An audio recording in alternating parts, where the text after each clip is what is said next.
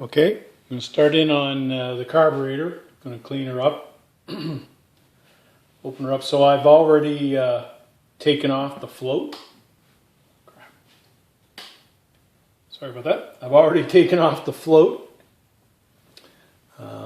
It's just a little pin that holds it in.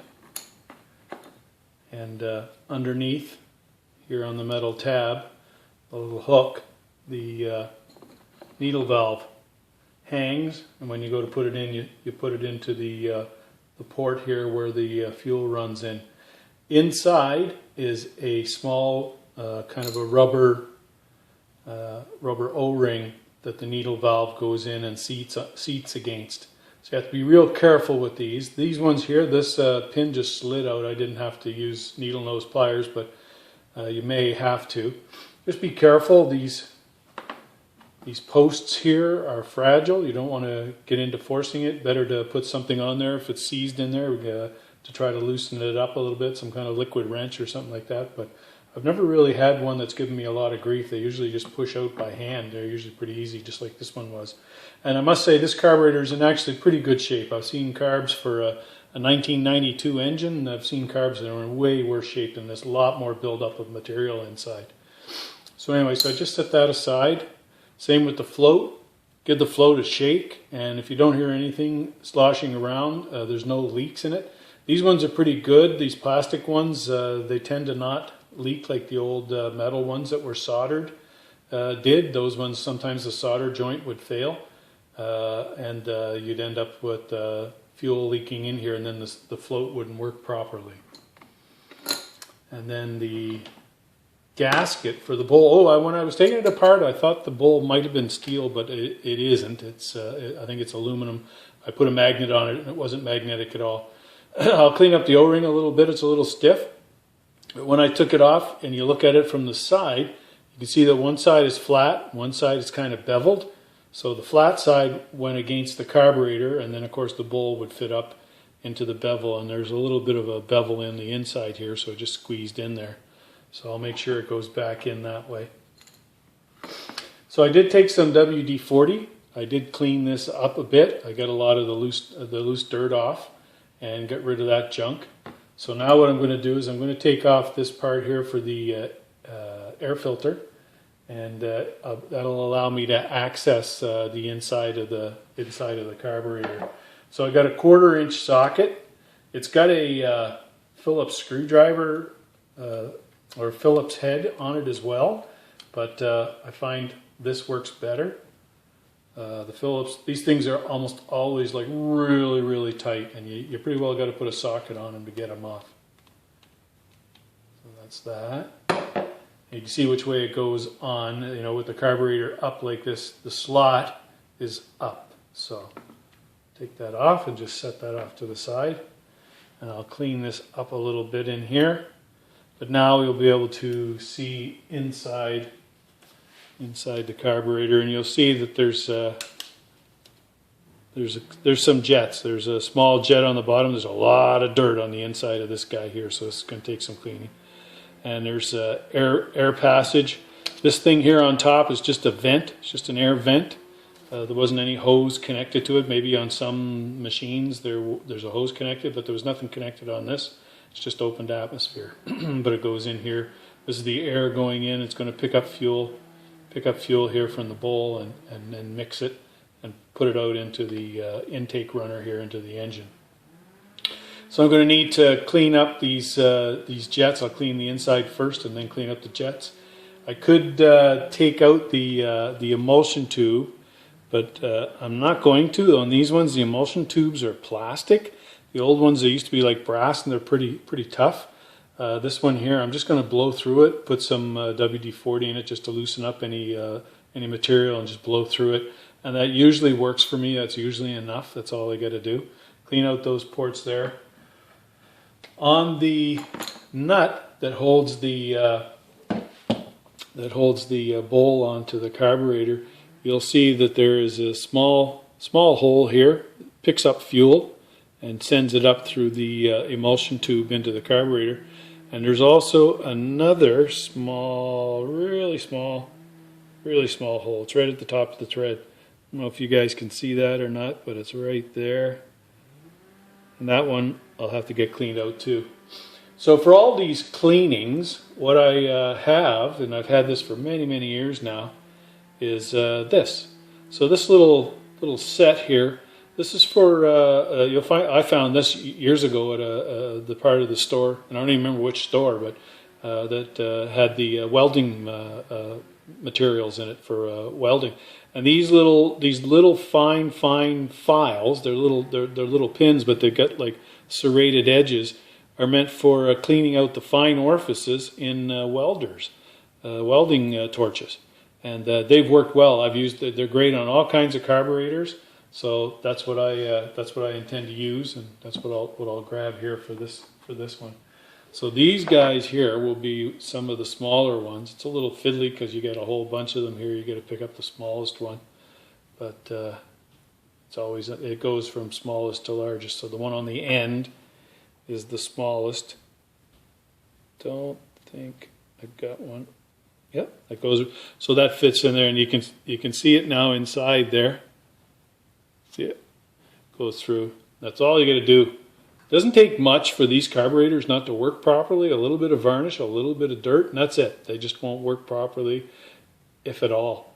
And that's one of the biggest problems with a lawnmower is people will leave the fuel in them over the winter or when they're not in use for months and months. And fuel has a life, like gasoline.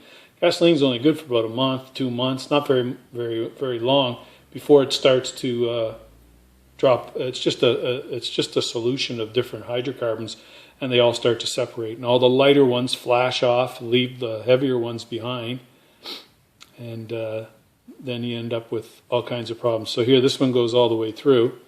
So then I'm able to, and I'm not rough with this. I'm just kind of just scraping it across there. The file portion here, the serrated portion, is just perfect for this, right? It just cleans those holes out nice and clean.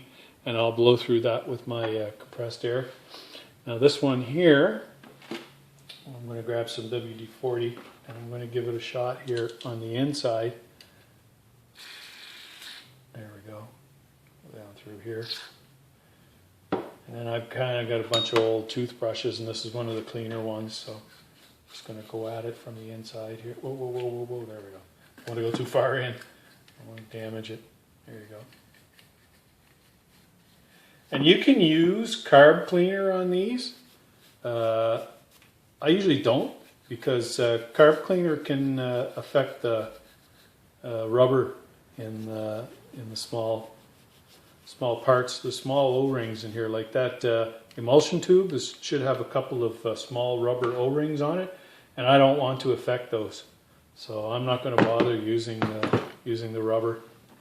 Or sorry, using carb cleaner, because it might affect those rubber O-rings. So how big are these holes now? Okay, that's a good size hole, so I'll use one of the larger ones and go in through there. And then I'll go up through the bottom of the emulsion tube as well. So there we go.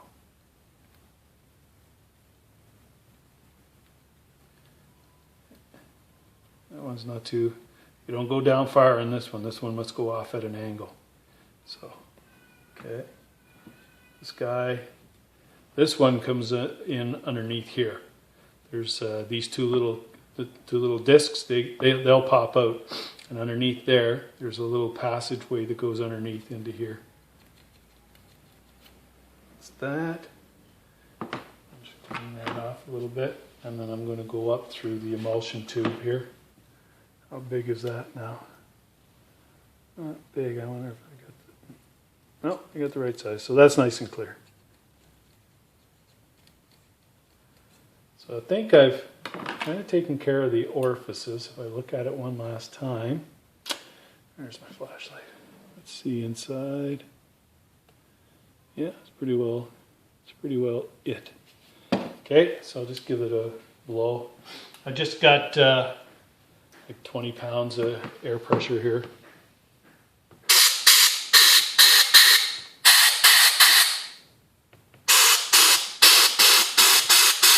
There we go, and you can feel it blowing out back here where the bowl would be. There we go. go. And then this guy in through the emulsion tube. I just got, like I said, just 25 pounds. I think I got the compressor, or sorry, the air hose set to. Don't need much. I'll just give this a quick blow.